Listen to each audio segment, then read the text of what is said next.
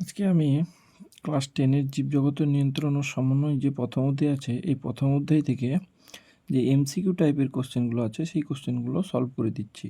প্রথমে এর দাগে কোশ্চেনগুলো আছে যে এই বহু বিকল্প ভিত্তিক প্রশ্ন অর্থাৎ এমসিকিউ টাইপের। প্রথম কোশ্চেন আছে যে টেস্টোস্টেরন হরমোন ক্ষরিত হয়। টেস্টোস্টেরন হরমোন ক্ষরিত হয় কোথা থেকে? টেস্টোস্টেরন হরমোন ক্ষরিত হয় শুক্রাশয় থেকে।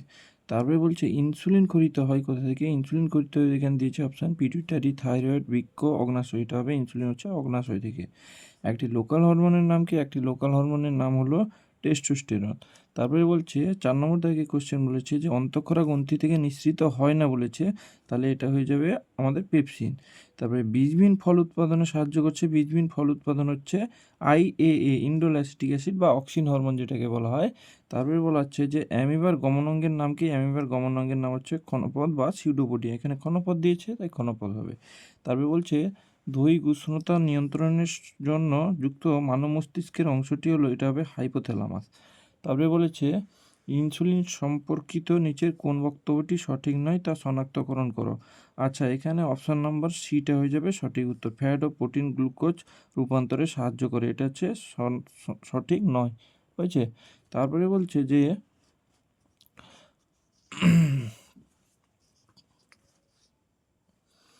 মানবদেহে করটিসিনের সংখ্যা কত? মানবদেহে করটিসিনের সংখ্যা হচ্ছে 12 জোড়া, আর 31 জোড়া হচ্ছে সুষুম্না স্নায়ু।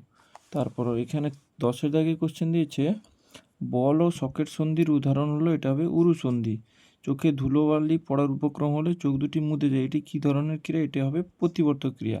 তারপরে বলছে কিছু ফুল সূর্যোদয়ের পরে ফোটে কিন্তু সূর্যাস্তের সঙ্গে সঙ্গে বুঝে যায়, এটি হলো ফটোনাস্টিক চলন।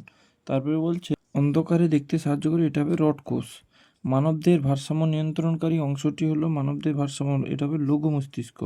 মানুষের অক্ষিগোলকের যে অংশটি আলোক ছবি দিতে হলো রেটিনা। তারপরে বলছে হাইপোথ্যালামাস কোন পিটুইটারি হরমোন সংরক্ষিত রাখে? পিটুইটারি হরমোন বলেছে, তাহলে এটা হবে এডিএইচ। আচ্ছা, তারপরে বলছে সূর্য শিশির নামক পতঙ্গভুক উদ্ভিদের পাতার কোষিকাগুলি পতঙ্গের সংস্পর্শে আসা মাত্র বেঁকে গিয়ে পতঙ্গকে চেপে ধরে, এটি হলো কেমোনাস্টিক চলন। 18 সালে এসেছিল, সালভিত্তিক কোশ্চেন আছে। আচ্ছা, তারপরে আছে হাসনুহানা উদ্ভিদের ফুল রাতে ফোটে দিনের বেলায় মুদে যায়, এটি কোন ধরনের চলন? যেহেতু এখানে বলেছে রাত্রে ফোটে দিনের বেলায় মুদে যায়, তাহলে প্রতিকূল আলোক ব্যাপ্তি চলন হবে। তারপরে বলেছে অপরিণত উদ্ভিদ কোষ ছোট ছোট গহ্বরকে ঘিরে সাইটোপ্লাজমের চলন, এটা হবে সার্কুলেশন। আচ্ছা, 20 দাগে বলছে উদ্ভিদের জরা রোধ করে এবং ক্লোরোফিল বিনষ্টকরণ প্রতিহত করে কোন হরমোন? এটা হবে সাইটোকাইনিন। তারপর বলছে ক্রেস্কোগ্রাফ যন্ত্র ব্যবহার করে উদ্ভিদের প্রমাণ করেছিলেন কোন বিজ্ঞানী? হবে আচার্য জগদীশচন্দ্র বসু। তারপরে বলেছে ক্যালোরিজেনিক হরমোন হলো, এটা হবে থাইরক্সিন। ভূমিকম্পনের অনুভূতি পাওয়া মাত্র এক ব্যক্তি বহুতল আবাসন থেকে দ্রুত নামতে শুরু করলেন, কোন হরমোন এরূপ কাজে উদ্দীপনা? এটা হবে অ্যাড্রিনালিন। তারপরে বলছে কোন নিউরনের সাহায্যে কেন্দ্র থেকে সাড়া বা কারকে ইফেক্টরে পৌঁছে? এটা হবে আজ্ঞাবহ নিউরন। আচ্ছা, তারপরে বলছে অর্জিত প্রতিবর্তের ব্যাখ্যা দিয়েছেন কোন বিজ্ঞানী? ইনি হবেন আইভেন প্যাভলভ। আচ্ছা, ডেল্টয়েড পেশির উদাহরণ হবে অ্যাবডাক্টর পেশি। মানুষের দ্বিপদ গমনের সময় দেহের ভারসাম্য নিয়ন্ত্রণ করে সেরিবেলাম অন্তঃকরণ, অর্থাৎ অপশন ডি, এ ও বি উভয়। আচ্ছা, তারপরে দাগ দিয়েছে অতি সংক্ষিপ্ত উত্তরভিত্তিক প্রশ্ন, প্রতিটি প্রশ্নের মান 1 দেওয়া আছে। আচ্ছা, এই কোশ্চেনের উত্তরগুলো আমি মুখে বলে দিচ্ছি, পরবর্তী সময় ভিডিও শেষে আমি কি করব, খাতায় লিখে প্রত্যেকটা উত্তর দিয়ে দিব, তোমরা সেখান থেকে করে নিবে, ঠিক আছে? তো প্রথমে উত্তরগুলো আমি বলে দিচ্ছি। জীবের অঙ্গ প্রত্যঙ্গের সঞ্চালনকে বলা হচ্ছে চলন।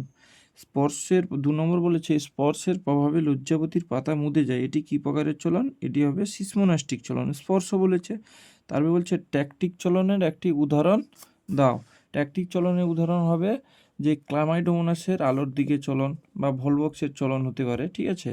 তারপরে বলছে 4-এর দাগে কোন হরমোনের প্রভাবে উদ্ভিদের আলোকবর্তী চলন দেখা যায়? এটা হবে অক্সিন। তারপরে অভিকর্ষজ চলন উদ্ভিদের কোন অঙ্গে দেখা যায়? অভিকর্ষ বলেছে, তাহলে অভিকর্ষ মানে হচ্ছে মূল হবে, মূলে। কোন অঙ্গে দেখা যায়? মূলে। হরমোন শব্দটি কোন গ্রিক শব্দ থেকে উৎপন্ন হয়েছে? 6 দাগে বলেছে হরমোন শব্দটি গ্রিক শব্দ হরমাও বা হরমেশিন থেকে উৎপন্ন হয়েছে। তারপরে 7-এর দাগে বলছে অক্সিজেনের রাসায়নিক উপাদানগুলি কী কী? অক্সিজেনের রাসায়নিক উপাদানগুলি হলো কার্বন, হাইড্রোজেন, অক্সিজেন ও নাইট্রোজেন। তারপরে 8 দাগে বলেছে অক্সিনের প্রভাবে বীজবিহীন ফল উৎপাদনকে কি বলে? অক্সিনের প্রভাবে বীজবিহীন ফল উৎপাদনের প্রক্রিয়াকে বলা হচ্ছে পার্থেনোকার্পি। 9 দাগে বলছে একটি নাইট্রোজেনবিহীন উদ্ভিদ হরমোনের উদাহরণ দাও, এটা হবে জিববেরেলিন। তারপরে শাখা কলম সৃষ্টির জন্য কোন কৃত্রিম হরমোন দেওয়া হয়? শাখা কলম সৃষ্টির জন্য এটা হতে পারে ন্যাপথক্সি acetic acid, IBA, indole butyric acid, এটা হতে পারে। আচ্ছা, তারপরে বলছে প্রাণী হরমোনের উৎসস্থল কোথায়? প্রাণী হরমোন সাধারণত অন্তঃক্ষরা বা অনাল গ্রন্থি থেকে উৎপন্ন হয়। তারপরে বলছে টেস্টোস্টেরন কোন গ্রন্থি থেকে নিঃসৃত হয়? টেস্টোস্টেরন আমরা জানি যে শুক্রাশয়ের লেডিকের আন্তঃকোষ থেকে নিঃসৃত হয়। 13 দাগে বলছে একটি মিশ্র গ্রন্থির উদাহরণ দাও। মিশ্র গ্রন্থি হবে অগ্ন্যাশয়। আচ্ছা, তারপরে বলছে বৃক্কের উপর কোন গ্রন্থি অবস্থিত? অ্যাড্রেনাল গ্রন্থি। 15 দাগে বলছে ইনসুলিন কোন কোষ থেকে নিঃসৃত হয়? ইনসুলিন সাধারণত অগ্ন্যাশয়ের আইলেটস অফ ল্যাঙ্গারহ্যান্সের বিটা কোষ থেকে নিঃসৃত হয়। তারপর বলছে সোয়ান কোষ কোথায় থাকে? মাধ্যমিক 20 সালে এসেছিল। সোয়ান কোষ হবে প্রত্যেকটা নিউরনের অ্যাক্সনে থাকে। তারপরে অক্ষিগোলকে লেন্স ও রেটিনার অন্তর্বর্তী প্রকোষ্ঠে অবস্থিত তরলটির নাম কি? তরলটির কাজ কি বলেছে? কারণ অক্ষিগোলকে লেন্স ও রেটিনার অন্তর্বর্তী প্রকোষ্ঠে অবস্থিত তরলটির নাম হচ্ছে ভিট্রিয়াস। এর কাজ হচ্ছে প্রতিসরণ মাধ্যম হিসেবে কাজ করে আর চোখের আভ্যন্তরীণ চাপ নিয়ন্ত্রণ করে। এটা 19 সালে এসেছিল। তারপরে বলছে উদ্ভিদের একটি গ্যাসীয় হরমোনের নাম লেখো। উদ্ভিদের একটি গ্যাসীয় হরমোনের নাম হলো কি? ইথিলিন। হয়েছে। 1900 থেকে বলছে পাকস্থলী নিঃসৃত একটি লোকাল হরমোনের নাম কি? পাকস্থলী নিঃসৃত একটি লোকাল হরমোনের নাম হলো সিক্রেটিন। হয়েছে। আচ্ছা, তারপরে আমরা পরে চলে যাচ্ছি শূন্যস্থান পূরণ করো। 20 দাগে দিয়েছে আচার্য জগদীশচন্দ্র বসু লজ্জাবতী এবং বঞ্চালাল উদ্ভিদে বৈদ্যুতিক উদ্দীপনা পাঠিয়ে উদ্ভিদের ড্যাশ ধর্মটি প্রমাণ করেন। এটা 20 সালে এসেছিল। এটা হচ্ছে সংবেদনশীলতা। তারপরে 21 দাগে বলেছে ড্যাশ হরমোনের প্রভাবে বিপদকালে, এটা হবে অ্যাড্রেনালিন। হয়েছে, অ্যাড্রেনালিন। তারপরে বলছে এসিটিএইচ নিঃসৃত হয় ড্যাশ গ্রন্থি থেকে? এটা হবে পিটুইটারি গ্রন্থি থেকে। ড্যাশ হলো স্নায়ুতন্ত্রের একক, এটা হবে স্নায়ুকোষ বা নিউরন।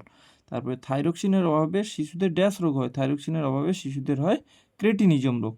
তারপরে বলছে সত্য মিথ্যা। আচ্ছা, সত্য মিথ্যা কি বলেছে? যে বহুমূত্র রোগে আক্রান্ত কোনো ব্যক্তির অত্যধিক পরিমাণ লঘুমূত্র নির্গত হয়। 19 সালে এসেছিল। এটা ঠিক হবে। তারপরে হলো ফ্লাজেলা হলো 26 থেকে বলছে ফ্লাজেল হলো প্রাইমেসিয়ামের গমনাঙ্গ। এটা মিথ্যা হবে, এটা সিলিয়া হবে। তারপরে দেহের ভারসাম্য নির্ণয় করে লঘু মস্তিষ্ক, এটা সত্য হবে। আচ্ছা, তারপরে ট্রপিক চলন হলো উদ্ভিদের বৃদ্ধিজনিত চলন, এটা সত্য হবে। গ্লুকোমা হলো একটি চোখের রোগ, এটাও সত্য হবে। আচ্ছা, তারপরে দিয়েছে প্রথম জোটটি সম্পর্ক বুঝে দ্বিতীয় জোটটি শূন্যস্থানে উপযুক্ত শব্দ বসাও। কি বলেছে? 30 থেকে উদ্দীপকের তীব্রতা, এটা হবে ন্যাস্টিক চলন। তারপরে গুরু মস্তিষ্ক চিন্তা বুদ্ধি, তারপরে ড্যাশ ড্যাশ দিয়েছে লঘু মস্তিষ্ক, এটা হবে দেহের ভারসাম্য নিয়ন্ত্রণ। তারপরে বলছে বিসদৃশ্য শব্দটি বেছে নিয়ে লিখতে হবে এখান থেকে। কি বলেছে? টিএসএইচ, এসিটিএইচ, জিটিএইচ, সিএসএফ, এটা হবে সিএসএফ, কারণ এগুলো হচ্ছে হরমোন আর এটা হচ্ছে মস্তিষ্কের এক ধরনের তরল যা মস্তিষ্ককে পুষ্টি সরবরাহ করে। আচ্ছা, তারপরে কি দিয়েছে এখানে? বামনত্ব, গলগণ্ড, থ্যালাসেমিয়া, মধুমেহ, কারণ এগুলো হচ্ছে বিভিন্ন ধরনের হরমোন ঘটিত রোগ আর থ্যালাসেমিয়া হচ্ছে জিনবাহিত অটোজোমবাহিত রোগ। তারপরে বলছে গুরু মস্তিষ্ক, থ্যালামাস, পন্স, হাইপোথ্যালামাস, এটা হবে পন্স, কারণ হচ্ছে এগুলো হচ্ছে অগ্র মস্তিষ্কের অংশ, পন্স হচ্ছে পশ্চাৎ মস্তিষ্কের অংশ। আচ্ছা, তারপরে দিয়েছে যে 4টির মধ্যে একটা ভুট্টার শস্য, টমেটোর রস, কাইনিন, নারকেলের দুধ, এটা 4টার মধ্যে একটা হবে। কাইনিনের মধ্যে সবগুলো থাকে।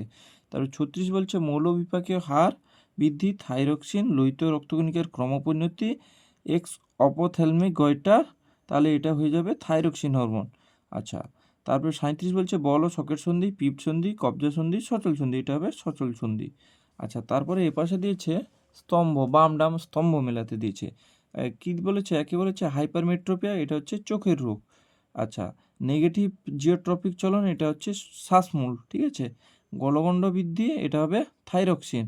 দুটি নিউরনের মিলনস্থলকে বলা হচ্ছে সংযোগস্থল বা মিলনস্থল, এটা হবে সাইন্যাপস। এই গেল প্রথম অধ্যায়ে আমাদের সমস্ত এমসিকিউ ওএসিকিউ আমি সলভ করে দিলাম। তো বন্ধুরা, ভিডিওটা যদি ভালো লেগে থাকে সবার সঙ্গে শেয়ার করো, চ্যানেলটাকে সাবস্ক্রাইব করো আর বন্ধুদের সঙ্গে শেয়ার করে চ্যানেলটাকে সাবস্ক্রাইব করে পাশে থাকা বেল আইকনটি প্রেস করে দাও। Thank you. শেষে সমস্ত 1 নম্বরের কোশ্চেনের উত্তরগুলো দিয়ে দিলাম, এখান থেকে তোমরা করে নেবে। Thank you.